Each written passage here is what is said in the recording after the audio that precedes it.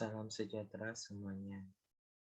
Perkenalkan, saya Fran Pradinata, mahasiswa Universitas Dian Nusantara. Pada hari ini, saya ingin menjelaskan sekilas tentang teori akuntansi.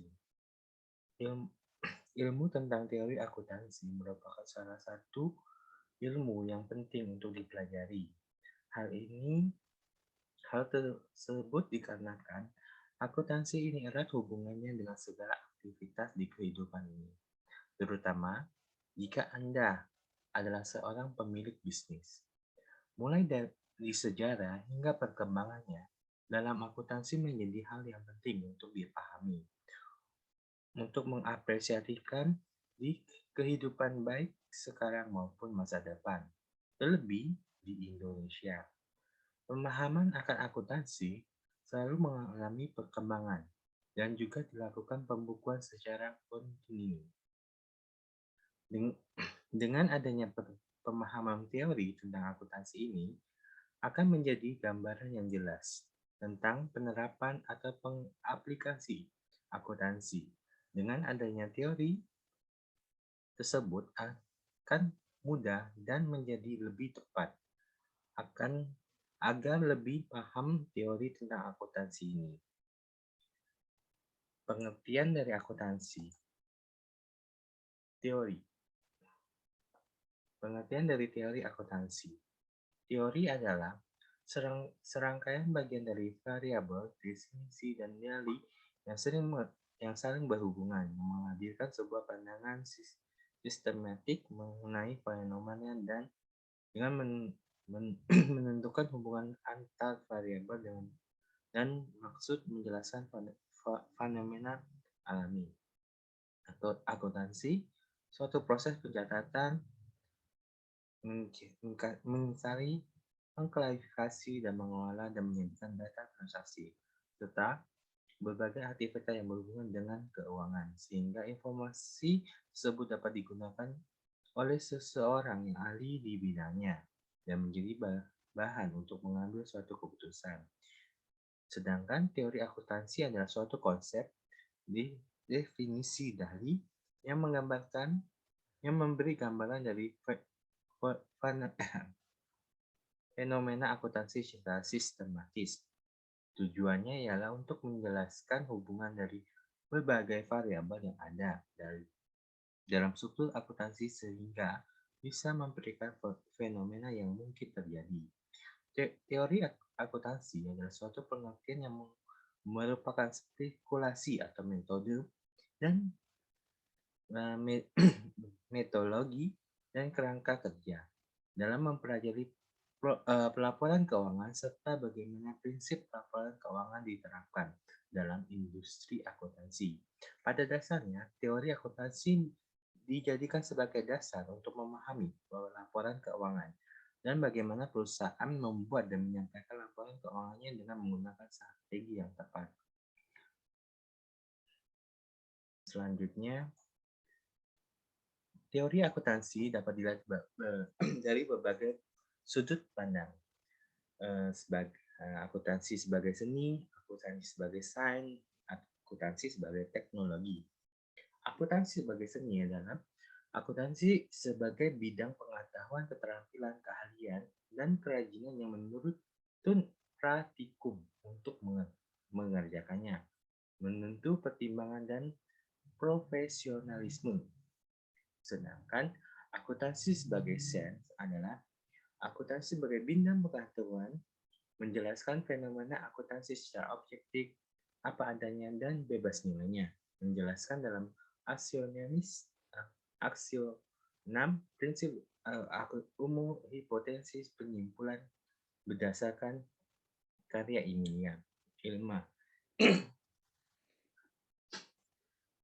Akuntansi sebagai teknologi adalah penggunaan pengetahuan ilmiah untuk menyediakan informasi keuangan dalam rekap mencapai tujuan sosial dan ekonomi. Prakaryanya pelaporan keuangan di suatu negara dalam rangkap mencapai tujuan negara. Selanjutnya, tujuan dari teori akuntansi.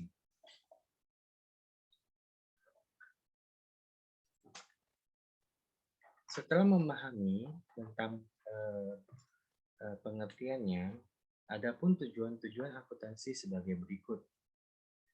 Setelah melakukan tentang pengertian penjelasan teori akuntansi, maka diperlukan suatu pemahaman, suatu tujuan dari penerapan teori akuntansi, melakukan evaluasi dan menjelaskan prinsip akuntansi, menyederhanakan suatu kompleks, memecahkan suatu masalah, memprediksi suatu yang akan terjadi, membantu mengidentifikasi, menjelaskan, hingga menyimpulkan suatu kejadian dalam bidang akuntansi. Elemen-elemen dalam akuntansi. Ada beberapa elemen penting dalam teori akuntansi yang menjadikannya kerangka kerja yang sangat diperlukan untuk praktikum akuntansi. Elemen-elemen tersebut meliputi revelasi, kegunaan, reliabilitas, konsistensi. Revelasi adalah ialah elemen penting dalam ilmu akuntansi. Informasi yang diberikan harus secara relevan dalam sebuah aspek. Penggunaan teori akuntansi berguna untuk penyusunan laporan keuangan yang membantu bisnis atau organisasi membuat keputusan yang tepat mengenai keuangan. Reliabilitas.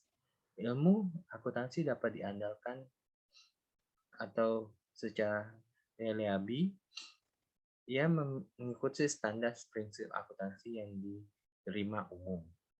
Konsisten ialah elemen kunci dari ilmu akuntansi. Sifat teori akuntansi. Teori akan akuntansi memiliki sifat, yaitu untuk suatu perangkat yang berprinsip secara logis dan saling berhubungan dengan membentuk segala kerangka umum. Kerangka tersebut berhubungan erat dengan suatu penyusunan kebijakan akuntansi. Tentunya hal tersebut harus berhubungan dengan literatur tentang akuntansi dan memberikan pendekatan yang sama antara satu dengan yang lain. Adapun sifat-sifat teori akuntansi meliputi menjelaskan mengenai suatu praktek akuntansi, menjawab dan membahas seluruh fenomena yang menjadi latar belakang yang diterapkan dalam praktikum akuntansi. Mampu menjelaskan mengapa perusahaan harus menerapkan sebuah metode seperti LIFO dibandingkan FIFO dalam penilaian persediaan, mengamalkan dan memprediksi, bahkan menentukan beberapa gejala akuntansi yang belum diketahui. Bersifat penting dalam penyusunan dan verifikasi terhadap prinsip akuntansi. Memiliki sifat pentingnya penyusunan sebuah kebijakan akuntansi dengan prinsip dan metodologis yang saling berhubungan. Sanggup memberikan penjelasan tentang suatu praktek akuntansi dan menjelaskan serta menjawab suatu fenomena yang ada dalam penerapan praktek akuntansi. Metode perumusan teori akuntansi. Ada beberapa pendapat dari para ahli yang menyatakan bahwa metode dalam suatu teori akuntansi terdapat beberapa perumusan, diantaranya 1. Dengan menggunakan metode deskriptif. Metode ini dianggap sebagai salah satu metode yang menggunakan seni dalam akuntansi dan tidak dapat dirumuskan. Metode tersebut bersifat membahas dan juga mendeskripsikan serta menganalisa praktek yang ada dalam sebuah perusahaan saat ini. Metode psikologika pragmatik. Metode satu ini menggunakan dengan cara pengamatan terhadap reaksi sebuah penggunaan laporan keuangan terhadap output akuntansi yang telah disusun dari berbagai sumber dan juga standar serta prinsip dan pedoman. Hal tersebut menjadikan metode ini sering dianggap sebagai behavioral accounting. 3. Menggunakan metode normatif. Salah satu metode yang menjelaskan tentang normal peraturan yang diikuti tanpa sebuah praktek yang dilakukan saat ini sering dianggap sebagai metode normatif. Metode ini tidak berlaku, tidak terlalu dipikirkan meskipun berlalu saat ini atau tidak. Metode positif. Metode ini menggunakan sebuah teori akuntansi yang lainnya, yaitu metode positif. Hal ini digunakan untuk sebuah ilmiah yang diterima baik umum maupun yang sedang berlaku atau beberapa pendapat yang mengungkapkan bahwa metode ini sering digunakan namun tidak dalam teori. 5. Menggunakan metode perumusan. Metode perumusan bisa disebut sebuah kombinasi dari beberapa pendekatan metode yang ada. Dari beberapa teori tersebut sebenarnya menggambarkan kondisi yang sesuai dengan perusahaan sehingga mampu dimanfaatkan dalam beberapa praktek. Perkembangan akuntansi. Perkembangan akuntansi yang ada di Indonesia, perkembangan akuntansi ini terbilang sangat panjang, mulai dari zaman dahulu hingga saat ini. Praktik dari akuntansi telah digunakan dalam kehidupan untuk mempermudah pengambilan keputusan. Perkembangan dilihat dari masa kolonial. Dipercaya atau tidak, pada dasarnya sebuah praktek akuntansi di Indonesia ini sudah ada sejak zaman VOC pada tahun 1642. Pada dasarnya akuntansi dari Belanda ini mendominasi tenaga kerja akuntan perusahaan menjadi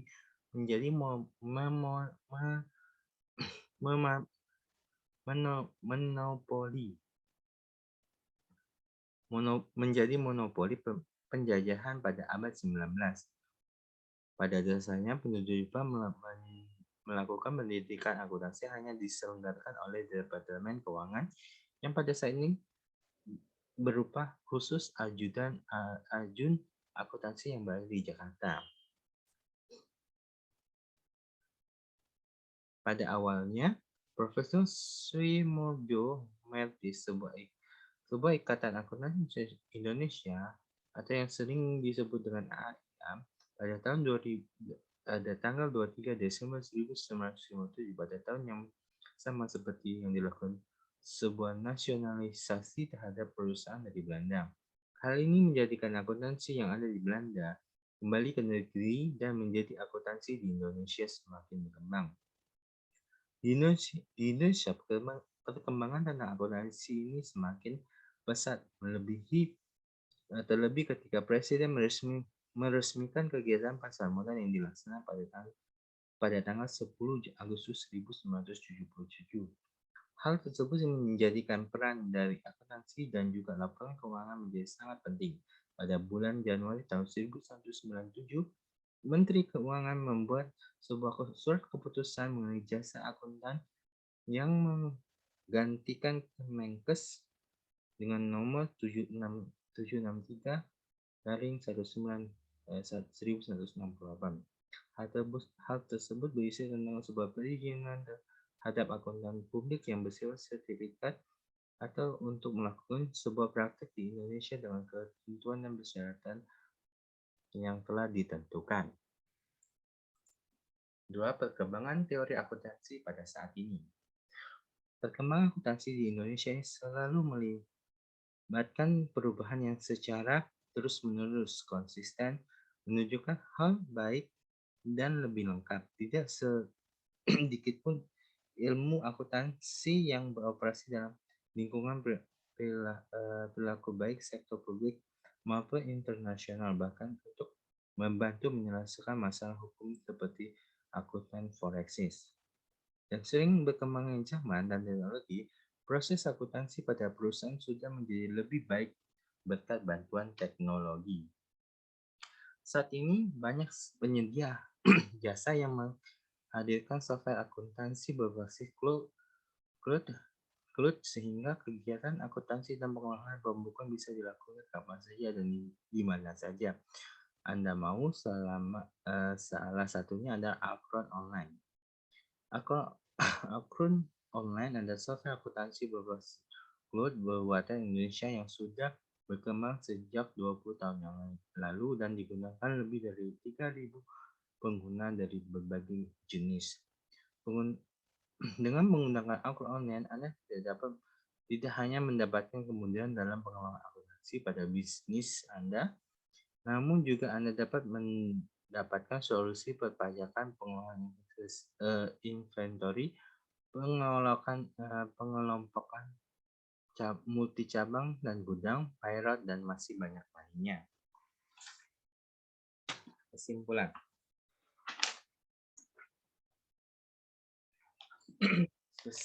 Secara garis besar, kesimpulan teori akuntansi sendiri memiliki dua pengertian tergantung dipandang dari segi sains atau teknologi. Namun yang pasti, pemahaman teori akuntansi sangat berperan dalam penerapan akuntansi yang jauh lebih sehat.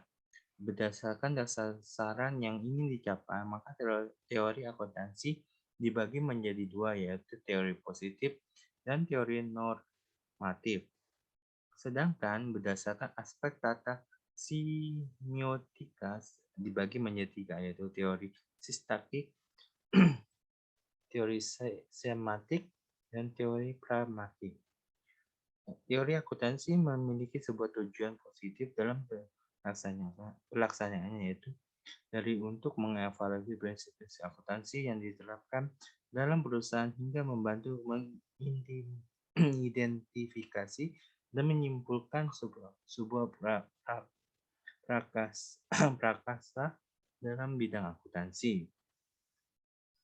Dalam pemahaman teori akuntansi, perlu memperhatikan elemen kuncinya, prinsip dasar, konsep dasar, hingga fungsi dari teori akuntansi agar dapat mengoptimalkan aktivitas akuntansi dalam perusahaan sehingga mampu memberikan keuntungan.